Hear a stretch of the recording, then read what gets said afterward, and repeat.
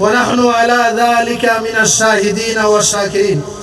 ঐতিহ্যবাহী 10 দিন ব্যাপী আন্তর্জাতিক শাহাদাতে কারবালা মাহফিলের আজকের এই সমাপনী দিবসে উপস্থিত এই মাহফিলের প্রধান পৃষ্ঠপোষক ও পরিচালনা পরিষদের পরম শ্রদ্ধাভাজন সভাপতি, বাংলাদেশের একজন খ্যাতিমান ব্যক্তিত্ব, আমাদের সকলেরই অত্যন্ত শ্রদ্ধাভাজন, এদেশের সুফি জগতের একজন বীর সিপাহসালার হযরত আলহাজ সুফি মিজানুর রহমান সাহেব কেবলা মাদ্দাজিল্লুহুল আলী, উপস্থিত উলামায়ে কেরাম, এই আন্তর্জাতিক শাহাদাতে কারবালা মাহফিল পরিচালনা পরিষদের কর্মকর্তাবৃন্দ এবং সামনে উপস্থিত আশিকানে আহলে বাইত রাসূল সাল্লাল্লাহু আলাইহি ওয়াসাল্লাম, আসসালামু আলাইকুম ওয়া রাহমাতুল্লাহি ওয়া বারাকাতুহু।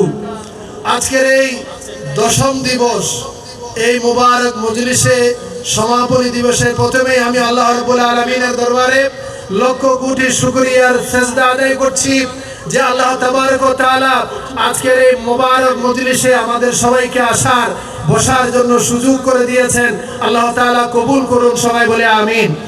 এবং আল্লাহ রাসূল সাল্লাল্লাহু আলাইহি সাল্লামের নূরানি রওজা আকদসে লক্ষ কোটি দরুদ ও সালামের হাদিয়া নজরানা পেশ করছি, যে নবীর আহলে বাইত রাসূলের এই নূরানি জলসা আজকে থেকে 39 বছর পূর্বে আমাদের জামিয়া আহমদিয়া সুন্নিয়া আলিয়ার সুযোগ্য সাবেক অধ্যক্ষ মহোদয় এবং এই জমিয়তুল ফালাহ জাতীয় মসজিদের খতিবে মুকাররম, এদেশের নয় শুধু উপমহাদেশের একজন খ্যাতিমান ব্যক্তিত্ব হযরতুল আল্লামা অধ্যক্ষ আল্লামা জালালউদ্দিন আল কাদেরী মাদ্দাজিলুক রহমাতুল্লাহি তাআলা আলাইহি, উনি আমাদেরকে উপহার দিয়েছে বছর 1 বছর 2 বছর করে আজকে 39তম বছরের মধ্যে আমরা আসলাম।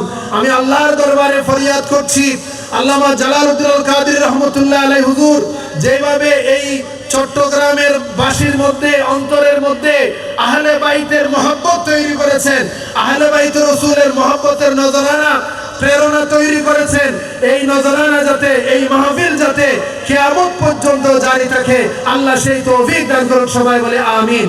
আহলে বাইত রাসূলের স্মরণ এটা এমন একটা বিষয় যার স্মরণে আল্লাহ কোরআনে কারীমে অসংখ্য আয়াতে কারীমা নাযিল করেছেন। আহলে বাইত এটা আমাদের ঈমানের একটা অংশ।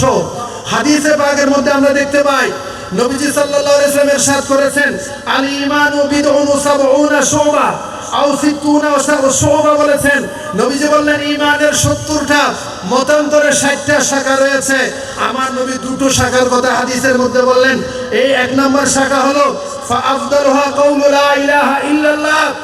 ঈমানের প্রথম নম্বর শাখা হলো আল্লাহকে এক বলে স্বীকার করা। নবী পাকের নূরানি জবানে ওয়া আদনাহা ইমাতাতুল আযানিত তারিক, নবীজি শ্রেষ্ঠর কথা বললেন। শ্রেষ্ঠ হলো রাস্তা থেকে কষ্টদায়ক বস্তু দূরে সরিয়ে রাখা।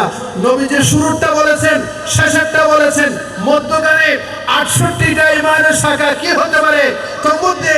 এবং ইমামে বদরুদ্দীন আইনি, যাকে শারিহুল বুখারী বলা হয়, উনি বললেন, উনি 1 থেকে এভাবে করে করে 2, 3, 4, 70টা পর্যন্ত শাখা উনি লিপিবদ্ধ করেছেন।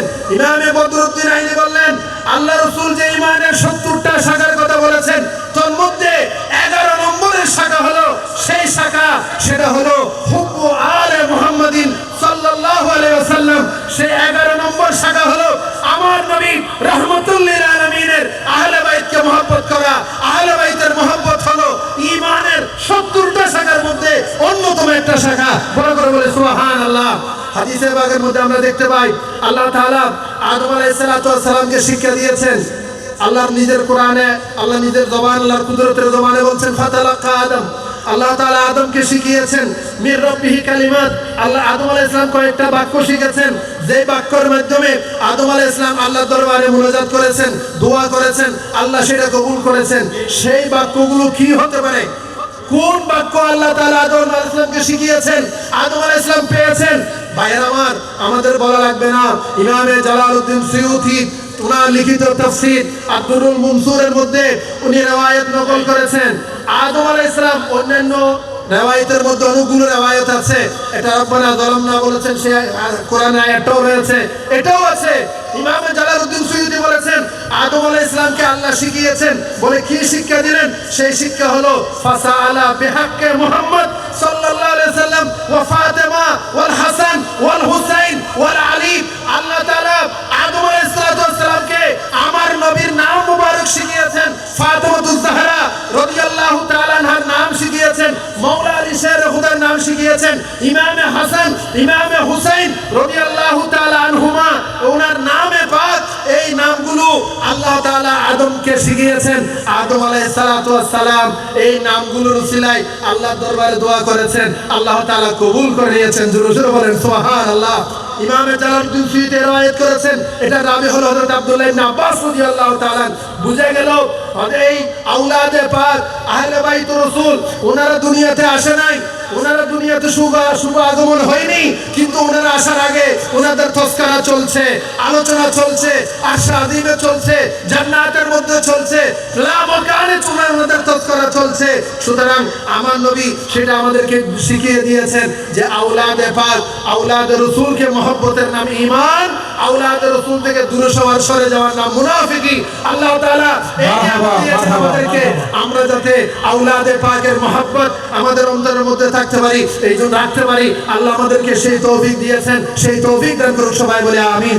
আল্লাহ বলছেন ওমাই ইউআযিম শাআইরাল্লাহ, যে ব্যক্তি আল্লাহর নিদর্শনাবলীকে তাজিম করলো ফাইন্নাহা মিন তাকওয়াল কুলুব, এটা তার অন্তরের মধ্যে তাকওয়া প্রসূত, এটা তাকওয়ার দাবি, এটা তার তাকওয়াকে বহিঃপ্রকাশ করবে। সুতরাং বোঝা গেল দুনিয়ার মধ্যে খানায়ে কাবা আল্লাহর একটা নিদর্শন।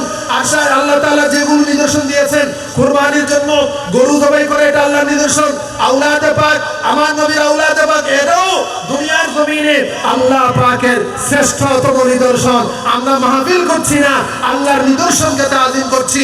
আল্লাহ আমরা মাহফিল করছি না 10 দিন ব্যাপী চট্টগ্রামের, আমি দেখেছি অনেক ব্যস্ত মানুষগুলো সব কাজগুলো ফেলে রেখে এই মাহফিলের জন্য সময় দেন। শুধু তা নয়, পুরো বছর ব্যাপী অধীর অপেক্ষায় থাকেন কখন জমিয়তুল ফালার মসজিদে আমরা 10 দিন ব্যাপী শাহাদাতে কারবালা মাহফিল পাবো। আল্লাহ তাআলা আমাদের সবাইকে কবুল করুক, এই মাহফিল থেকে আহলে বাইতের ফুয়ুদা বরকাত আল্লাহ আমাদের সবাইকে নসিব করুক, আমিন। ওয়া আখির দাওয়ানা আলহামদুলিল্লাহি রাব্বিল আলামিন। আসসালামু আলাইকুম ওয়া রাহমাতুল্লাহি ওয়া বারাকাতুহু। মারহাবা মারহাবা।